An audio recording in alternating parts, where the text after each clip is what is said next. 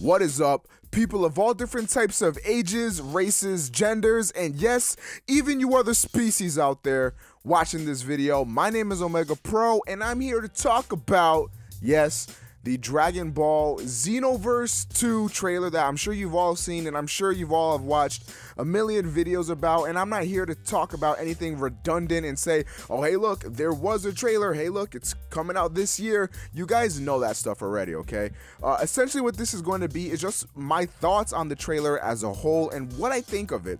So obviously, the fact that Dragon Ball Xenoverse 2 even exists is super exciting to me, and I'm very, very pumped to see what improvements they're going to make upon the original game. So yes, we're in full effect here. Dragon Ball season is upon us. The brand new Dragon Ball game is upon us. So you know you're gonna be seeing all these theory videos, and I've got some cool theories that I'm gonna wanna throw out here. So in the coming weeks and months leading up to this game's release, I will be covering it, all the news that comes out that I find interesting anyway, as well as any theories and stuff like that that I would like to see in the game. But as far as the trailer itself, there's a few things that I thought were very, very interesting, and then a few things that were just sort of, well, that was to be expected.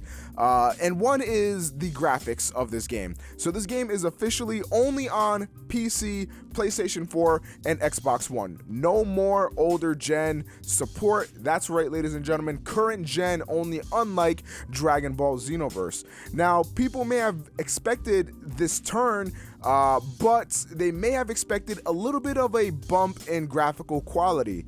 Not me, and I don't think not most YouTubers.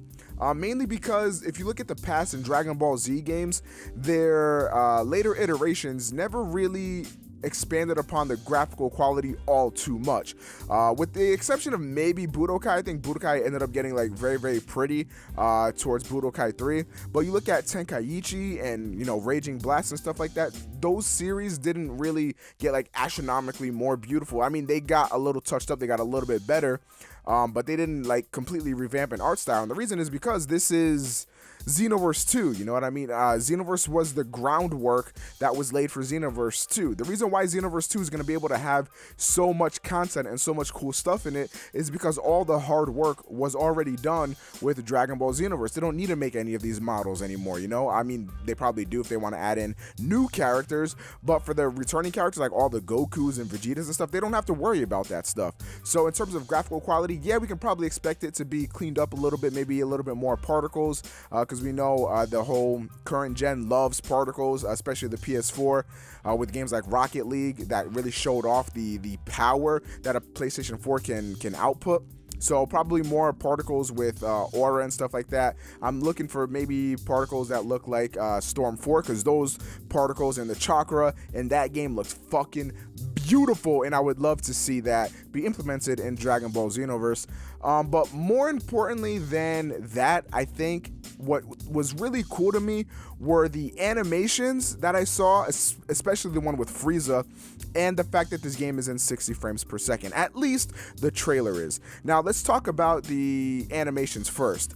Animations in a game are one of, if not the most important aspect in a video game, because that is how you control. The main difference between a video game and movies and music and books and all that stuff is that you're in direct control. And if that movement and if those animations aren't that good, then you feel a disconnect there. And yeah, this is an anime game, but I think the same thing still applies, where if you don't have that fluidity, like Xenoverse lacked a lot of fluidity in that regard, it kind of felt disjointed at some points. Granted, Xenoverse is a great game, but it did feel disjointed at some parts, especially during the cutscenes, which I think is going to be a huge improvement for Dragon Ball Xenoverse 2. It's looking like they're taking the story a lot more seriously this time around, and with that, the animations look a lot better, so we're going to be able to feel those moments a lot better, like with Trunks crying. Oh my god, that was I did not sign up for a field trip, I'll tell you that much. And then of course with Frieza in space looking all maniacal and shit, like that looked very dope as well.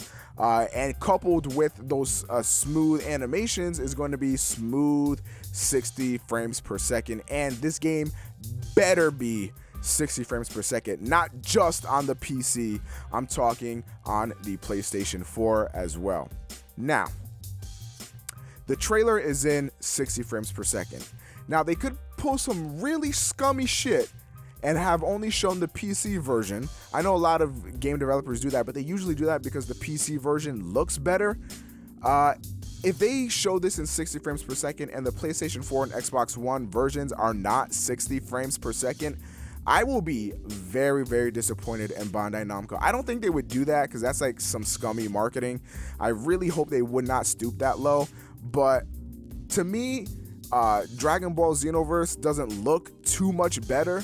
So I feel like with it being next gen, or I guess current gen exclusive, all that extra horsepower isn't going into making the game look beautiful, you know what I mean? I mean, the game still looks largely the same. I think what it should go into are the animations, are maybe like destructive environments, and of course, 60 frames per second. Fighting games need to be 60 frames per second.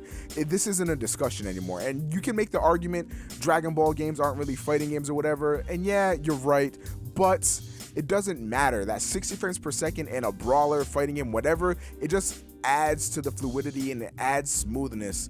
Like Naruto, for example, is a 30 frame per second game. That game would be even more smooth and even more fluid at 60. Like, a lot of people don't think 60 frames mean a lot, and I am of the camp actually that they really don't, except in games like maybe shooters, especially fighting games, stuff like that. Like that 60 frames per second is not even a discussion with these kinds of games. It needs to happen. But other than that, like, I do think Xenoverse looks really, really awesome, and I'm super excited to see all the cool shit that they're gonna add in here. And I'm expecting a lot out of this game. I'm expecting a huge improvement, a lot of additions to the game. I'm not expecting the core of Xenoverse to be changed, but I'm expecting a lot of the weaknesses to be heightened up a lot, and I'm expecting some really, really cool shit out of it. Anyway, what did you guys think of the trailer? Let me know in the comment section down below. Of course, speculation season is upon us, so what are you guys speculating? If I do end up reading your comment and I think your speculation is cool enough to make a video, of course I'm gonna give you credit, boo-boo. And how am I give you credit, bruh? Not only am I gonna mention your name in the video, I'm also gonna have a one-way ticket. That's right, motherfucker. I said a one-way ticket to your crib. And well, this part has been censored. You know what I'm saying? Okay, thank you guys for watching. My name is OmegaPro, and I'm gonna catch y'all in the next video. Peace!